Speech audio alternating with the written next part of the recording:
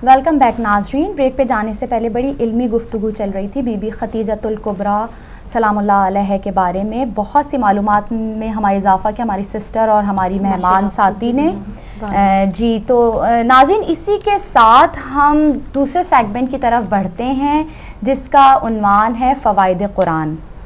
हम यहाँ बताना चाहेंगे कि इंसान की ज़िंदगी में कुरान का कितना अहम किरदार है।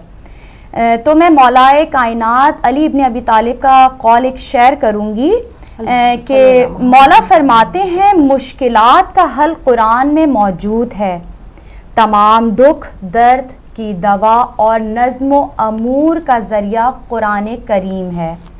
कुरान ऐसी शफा बख्श दवा है जो सारे अमराज का इलाज है और कुरान के ज़रिए तमाम दर्द व अलम दूर हो जाते हैं। जी नाज़रीन, यहाँ पे ये भी कहना चाहूँगी कि हमें कुरान पाक की रोज़ाना तिलावत करनी चाहिए। चाहे एक सफ़ा आप जो हैं कुरान का पढ़ें, कुरान ज़रूर रोज़ाना खोलें। अच्छा, यहाँ पे सिस्टर मैं एक बात कहूँगी कि मैं हमेशा सोचती हूँ कि मतलब कुरान खोलने के लिए एक पेज मैं ज़रूर पढ़ूँगी और अल्हम्दुलिल्लाह खोलती हूँ, लेकिन एक पेज पढ़ा नहीं जाता। दिल चाहता है कि पढ़े जाओ। ये भी एक मैं कहती हूँ कुरान का मौजज़ा है। बिल्कुल, कुरान शुरू करो तो हलावत है कुरान के तिलावत में कि आप पढ़ते जाएं। हमेशा ये सोचते हैं कि एक पेज पढ़ लेंगे, लेकिन नहीं एक पेज पढ़ा जाता, ज़्यादा पढ़ा दिल चाहता है कि उसको पढ़े जाओ और फिर जब उसके मायने में चले जाएं, उसकी तफसीर में चले जाएं, डूब जाता है फिर तो दिल चाहता है कि दुनिया बस छोड़ दें, बस इसी चीज़ में अपने आप को। कुरान हमसे गुफ्तगू कर रहा है, अल्लाह का कलाम है। जब आप पढ़ें तो ऐसा लगता है अल्लाह आपके सामने आपसे गुफ्तगू कर रहा है आपको। बिल्कुल। तो जी सिस्टर, आज कौन सी फ़वाइद कुरान में कौन सी सूरह लेकर आई हैं आप? जी, जैसा कि आपने अभी बताया, सदफ़ के कुरान तो वो एक अजीम किताब है कि जिसका एक एक हुर्फ जो है वो बहुत ही बाबरकत पुरसादत है। लेकिन इसी कुरान में कुछ आयतें, कुछ सूरे ऐसी हैं कि जिनकी तलावत, जिनके पढ़ने से जो है इसका अजर और उसका सवाब बहुत ज़्यादा है। उसमें से एक सूरह इखलास भी है, सूरह तौहीद भी जिसे हम कहते हैं कि ये मक्की सूरह है और क्योंकि इसका नुज़ूल जो है वो हिजरत से पहले हुआ था और उसकी जो है वो 4 आयतें हैं। और इसकी फ़जीलत के बारे में रसूल ने फरमाया कि जिसने एक बार इस सूरह को पढ़ा, इसका मतलब यह है कि उसके पर बरकतों के जो है वो बारिश होगी, नुज़ूल होगा। जिसने इसको 2 बार पढ़ा उसकी औलाद पर भी बरकत होगी। जिसने इसको 3री बार पढ़ा, तिलावत करी, तो उसके हमसायों पर भी इसकी बरकत होगी और ईमान लाने वालों की तादाद से 10 गुना ज़्यादा नेकियां उसकी अमाल में लिखी जाएंगी। और इसकी फ़जीलत यह है कि नबी अकरम के ज़माने में एक शख्स अक्सर इस सूरह की जो है तिलावत किया करता था। तो नबी ने उससे पूछा कि तुम इस सूरह की तिलावत क्यों करते हो? तो उसने कहा कि या रसूलल्लाह, मुझे इस सूरह से बड़ी मोहब्बत है। तो रसूल ने उससे कहा कि तुम भी सुन लो कि अल्लाह को भी तुमसे इस सूरह की तिलावत करने की वजह से बहुत मोहब्बत हो गई है और इस मोहब्बत की वजह से अल्लाह ने जन्नत तुम्हें अता कर दी है। माशाल्लाह। क्योंकि देखें तो ये सूरह ऐसा है कि खुदा की वहदानियत का इसमें इकरार होता है। कितने बेहतरीन अंदाज में खुदा की वहदानियत का इकरार है कि जो भी शक व शुबहात उसकी तौहीद को लेकर मुशरिकीन के दिल में थे, वो इस सूरह की आयतों में वाज़े हो गए, साफ तौर से बता दिए गए कि खुदा वादहु ला शरीक है। और इस सूरह का जो नुज़ूल हुआ है उसका मकसद भी यही था कि उस ज़माने में मुशरिकीन ने, कुफ़ार मक्का ने जो है वो रसूल खुदा की जब दावत इस्लाम रसूल खुदा ने दी थी तो मुसरत कर दी थी और कहा, तरह तरह के सवालात करते थे, ये कैसे मुमकिन है कि अल्लाह एक हो, वो उसकी ज़ात वाहिद हो, वो तमाम कायनात को चला रहा हो, तमाम लोगों को जो है वो पैदा कर रहा हो और तमाम निज़ाम हस्ती जो है एक शख्स पे, एक वाहिद ज़ात पे जो है वो किस तरह से मुनहसर हो सकती है। तो ये सूरह तौहीद जो है वो नाजिल हुआ था बिलखुसूस रसूल के ऊपर और उसकी आयतों में साफ तौर पर वाज़ा किया गया कि खुदा जो है वो वाहिद है। और फिर क्योंकि नाउज़ुबिल्लाह उस ज़माने में मुशरिकीन का कुछ ये भी ख्याल था कि खुदा जो है उसका बेटा है, मसीह जो थे वो इस बात पे यकीन रखते थे और कुछ कुफ़ार ने तो यहाँ तक कह दिया था कि फ़रिश्ते जो हैं वो खुदा की जो है वो बेटियाँ हैं। तो इन तमाम चीज़ों की नफ़ी हुई है इस सूरह के ज़रिए से और अल्लाह का तारुफ़ हुआ है सूरह के ज़रिए से।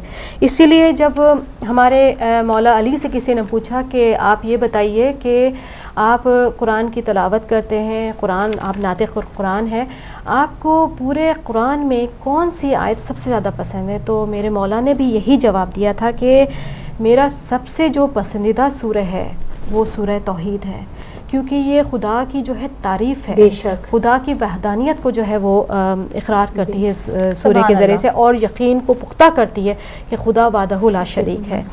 तो इसकी फ़जीलत के बारे में रसूल ने ये भी फरमाया कि एक बार पढ़ने से जो है वो तिहाई कुरान का जो है आपको सवाब मिलता है, और अगर आप 3 बार इसकी तलावत करें तो आपको पूरे मुकम्मल कुरान का जो है सवाब मिलता है।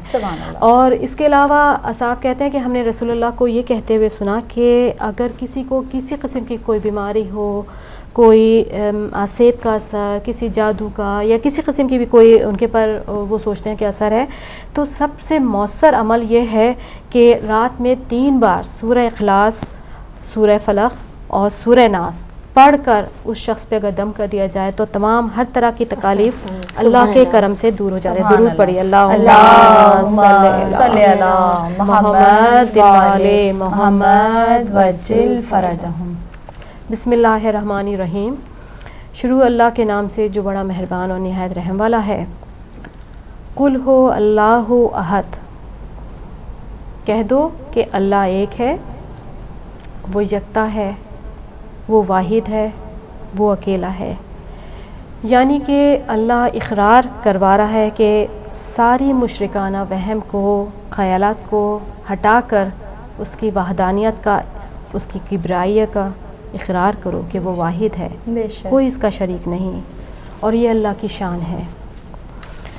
अल्लाहु समद, वो बेनियास है, वो किसी का मोहताज नहीं है, सारी कायनात उसकी मोहताज है, जो गनी है, जिसको किसी की भी ज़रूरत नहीं, मगर कायनात का ज़रा ज़रा ख़ुद उसका मोहताज है, क्योंकि वो समद है।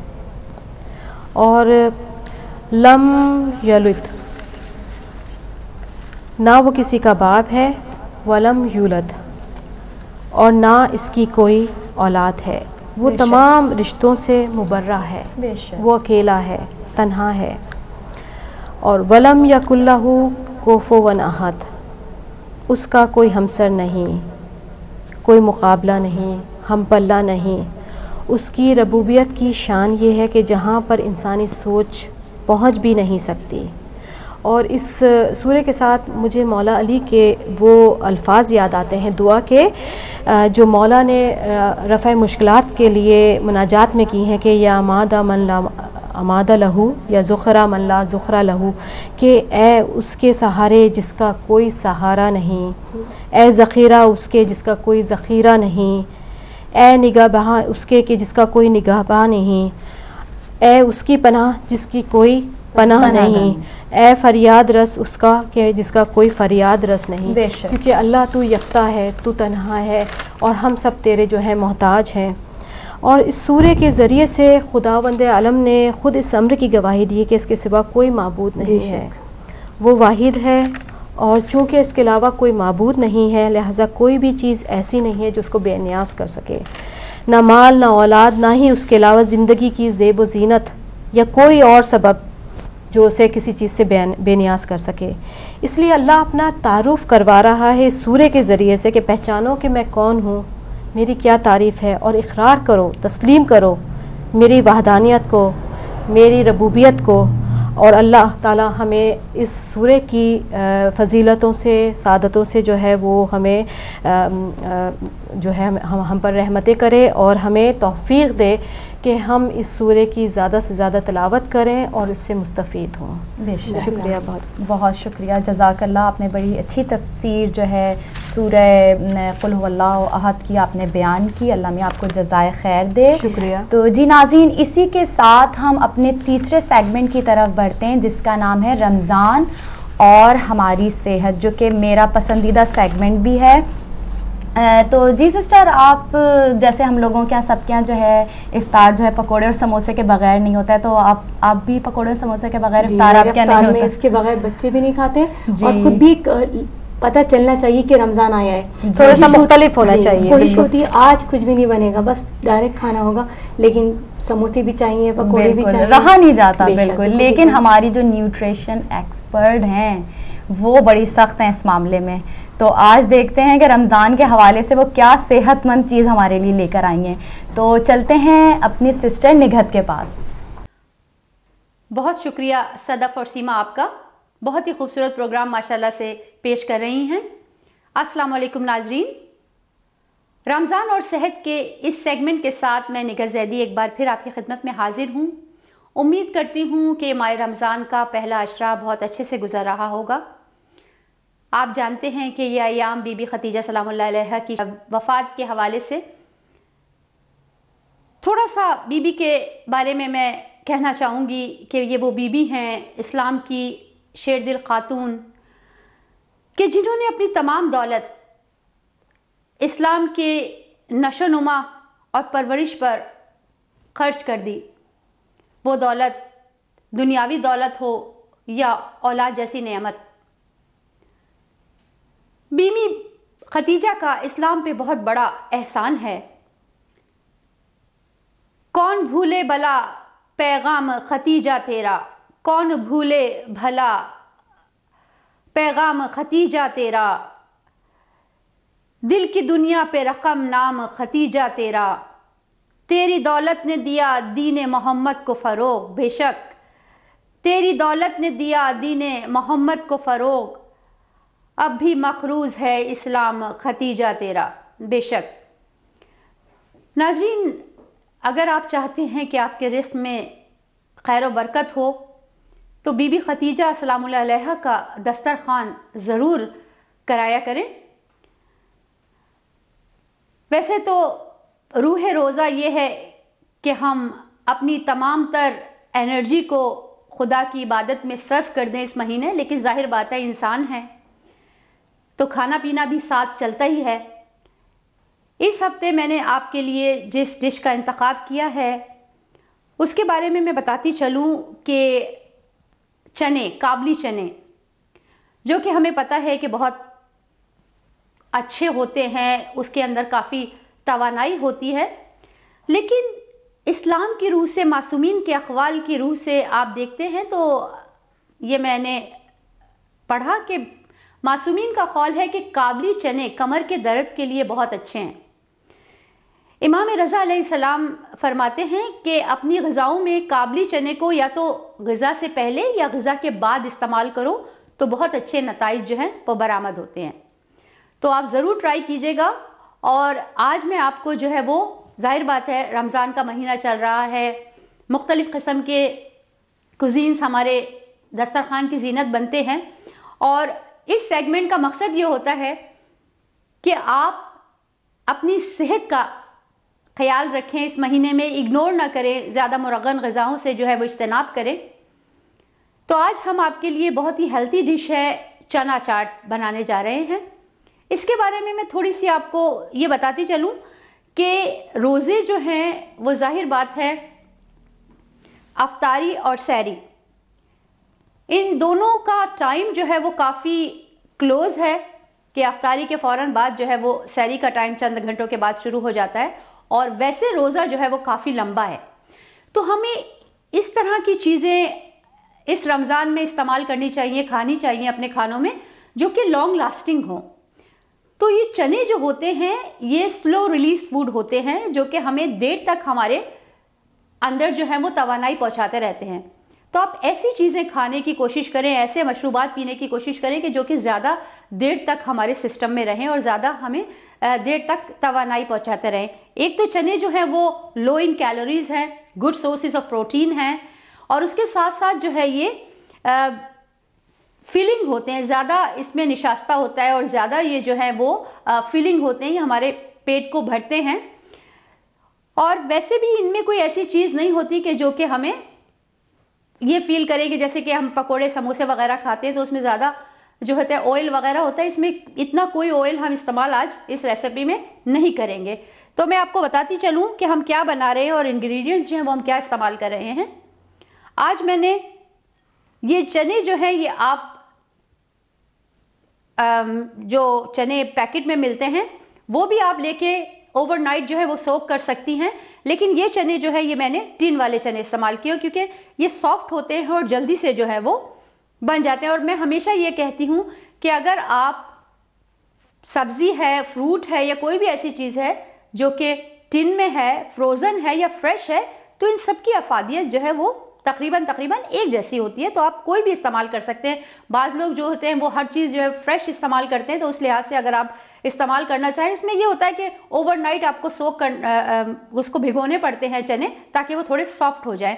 लेकिन इनका ये होता है कि आप फटाफट जो है वो ये टिन से निकालें और इस्तेमाल कर सकते हैं, और इनका जायका भी बहुत अच्छा होता है। तो ये हमने तकरीबन 2 टीन जो है वो चने के, काबली चनों के लिए हैं। उसके बाद थोड़ी सी रेड ऑनियन, क्योंकि आपने देखा होगा अक्सर कि यहाँ पे यूरोप और यूके में जो है वो ऑनियंस जो है वो डिफरेंट, थोड़े पिंकिश कलर के होते हैं, लेकिन ये जो होती है इनका अपना टेस्ट और अपना कलर, ये जो ज़रा सी स्ट्रॉन्ग होती है प्याज। और उसके बाद मैंने थोड़ा सा धनिया, पुदीना और हरी मिर्चें, 2 अदद टमाटर चॉप किए हैं, 1 आलू उबला हुआ उसको हमने चॉप कर लिया है। उसके साथ यहाँ पर आप देख रहे हैं कुटी हुई मिर्चें हैं, ज़ीरा है, थोड़ा सा जो है वो मिंट सूखा हुआ है, और उसके साथ यहाँ पे जो ये 4th इंग्रेडिएंट है, ये थोड़ा सा हमने आमचूर, यानी थोड़ी सी खटास के लिए कि इसमें थोड़ा सा खट्टापन आ जाए, इसको हमने इस्तेमाल करेंगे थोड़ा सा आमचूर। और इसके साथ अगर आप इस्तेमाल करना चाहें, मुझे तो बहुत अच्छा लगता है खट्टी खट्टी चीज़ें और थोड़ा सा उसमें टेंगी टेस्ट आ जाता है। अगर आपको नहीं पसंद तो आप ना इस्तेमाल करें, लेकिन थोड़ा सा लेमन जूस और इमली का पानी। नाज़रीन, इमली बज़ाते खुद जो है वो एक बहुत ही ठंडी चीज़ है। अगर आप जैसे गर्मियों में पाकिस्तान में अक्सर जो है वो आप देखते होंगे कि इमली का जो है वो जूस बनाते हैं, इमली के ड्रिंक बनाते हैं, तो आप ज़रूर ट्राई कीजिएगा, क्योंकि जिस तरह हमने पिछले हफ्ते शिकंजे बीन आपको बनाना सिखाई थी, इसी तरह बिल्कुल जो है वो इमली का भी मशरूब आप तैयार कर सकते हैं। उसमें पानी और थोड़ा से शुगर डाल के उसका ड्रिंक जो है वो बहुत ही, यानी गर्मियों की एक ड्रिंक है जिसमें आप देखेंगे कि आपकी ये जिस्म को कूल रखता है। तो थोड़ी सी इमली है। अच्छा, इस इंग्रेडिएंट के लिए, ये इस रेसिपी के लिए ये तमाम इंग्रेडिएंट्स आपके सामने हैं।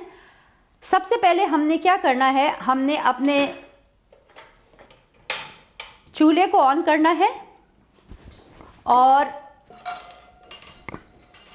फ्राई पैन इसके ऊपर रखना है। इसमें 2 चीज़ें जो मैं आपको दिखाना चाहती हूँ वो है थोड़ा सा अदरक लहसुन का पेस्ट और बिल्कुल ही मामूली सा ऑयल, क्योंकि आप जानते हैं कि मैं कोशिश कर रही हूँ कि जितना भी हो सके आपको मैं हेल्थी रेसिपीज़ जो है वो बताऊँ। सबसे पहली चीज़ ये है हेल्थी रेसिपी के लिए कि आपके जो फ्राइंग पैन वगैरह होने चाहिए नॉन स्टिक होने चाहिए। नॉन स्टिक की एक ये फ़ायदा होता है कि इसमें कम से कम जो है वो ऑयल इस्तेमाल होता है। तो इसमें हम बहुत ही कम, यानी कि आप तकरीबन आप ये 2 चमचे ऑयल हमने डाला।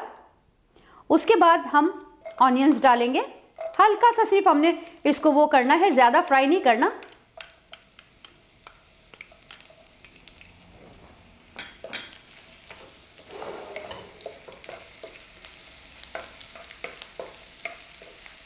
बिल्कुल हल्के हल्के से हमने इसको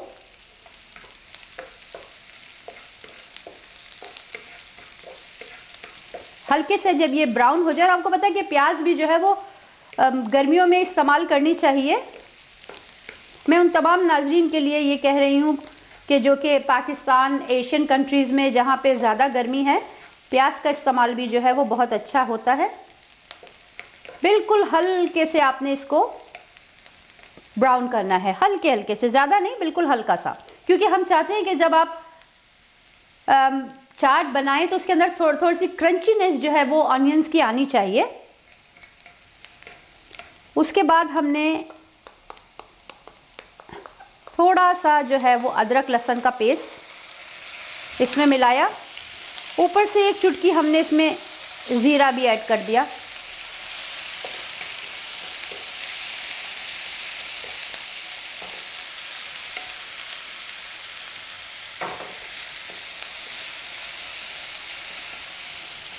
इसके बाद थोड़ा सा, अगर आप चाहें तो फ्रेश, लेकिन हो सकता है तो अगर किसी को पसंद हो तो थोड़ा सा वो जो है वो टमाटर टिन वाला वो भी इस्तेमाल कर सकते हैं आप।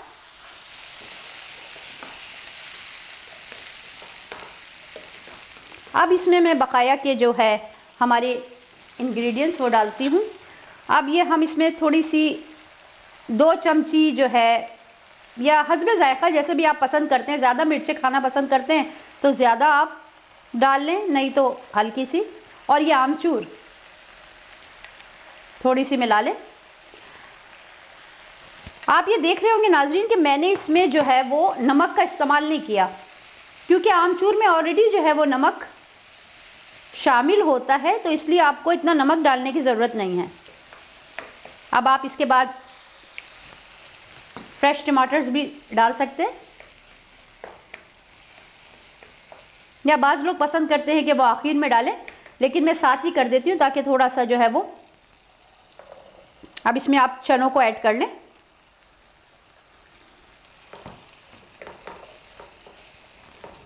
तो इसको थोड़ी सी देर के लिए जो है वो आप रख देंगे, थोड़ी सी देर के लिए।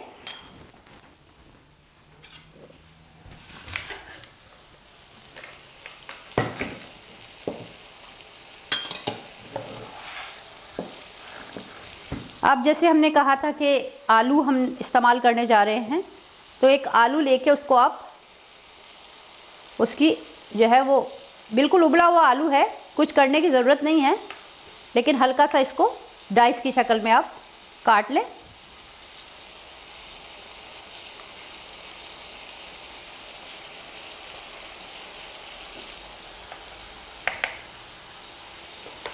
और अब इनको भी जो है वो ऐड कर दें।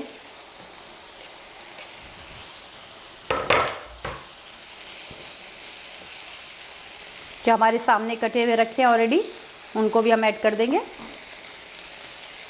अब आप जैसा देख रहे हैं कि इसमें बिल्कुल हमने बहुत ही कम ऑयल इस्तेमाल किया, और दोनों चीज़ें जो है वो आलू भी स्टार्ची है और जो चने हैं वो भी फिलिंग होते हैं, लेकिन है मेन सोर्सेज ऑफ प्रोटीन। अब जैसे कि नाज़रीन आप देख रहे हैं कि हमने इसमें आलू मिक्स कर दिए हैं, और इसको हल्का सा बस थोड़ी सी देर के लिए, इसको इतना पकने की तो ज़रूरत नहीं है क्योंकि आलू भी हमारे बॉयल हैं ऑलरेडी और चने भी, तो हमें इतनी ज़्यादा ज़रूरत नहीं है इसको हीट पे रखने के लिए। लेकिन बस ये एक यकजा हो जाए इसलिए थोड़ा सा आप इसको चलाएं और थोड़ा सा इसको सिमर, जो भी पानी इसमें रह गया है वो खुश्क हो जाए। अब ये देखें, ये पानी इसका तकरीबन सब खुश्क हो चुका है। अब हम हीट जो है वो ऑफ़ कर देंगे, और अब हम अपने लास्ट इंग्रेडिएंट्स जो हमने काट के रखे थे, पुदीना, मिर्च और हरा धनिया, ये देखिए इतना खूबसूरत कलरफुल आता है। और इमाम का भी कौल है, जिस दस्तरखान पे ज़्यादा सब्जियां होती हैं वहाँ शैतान जो है वो नहीं आता, तो सब्जियों का इस्तेमाल जो है वो ज़्यादा से ज़्यादा अपने खानों में क्या करें। ये देखें हमारी फर्स्ट क्लास सी जो है वो हेल्थी चना चाट बन गई है। अब इसको हम डिश आउट करते हैं।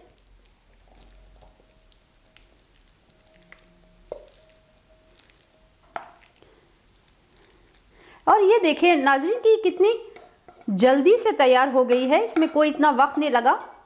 जाहिर बात है जब हम अफ्तारी का टाइम होता है तो जल्दी जल्दी जो है वो कोशिश करते हैं कि इतना टाइम जो है वो खानों वगैरह पे नहीं इस्तेमाल सर्व करें। तो ये देखें अब ये डिश आउट हो गई। अब अगर आप चाहें तो हल्का सा जो है ऊपर से लेमन जूस जो है वो डाल सकते हैं, वो भी आपकी मर्ज़ी है कि अगर आप डालना चाहें तो लेमन जूस और हल्की सी इमली डाल सकते हैं, वरना अगर आप ऐसे ही पसंद करें तो ऐसे ही। ये नाजरीन तैयार हो गई, और मैं हमेशा की तरह इस पे एक दफ़ा थोड़े से पुदीने के पत्ते जो हैं वो डेकोरेशन के लिए सजाती हूँ। और इसके साथ आप योगर्ट अगर चाहें तो योगर्ट का इस्तेमाल कर सकते हैं।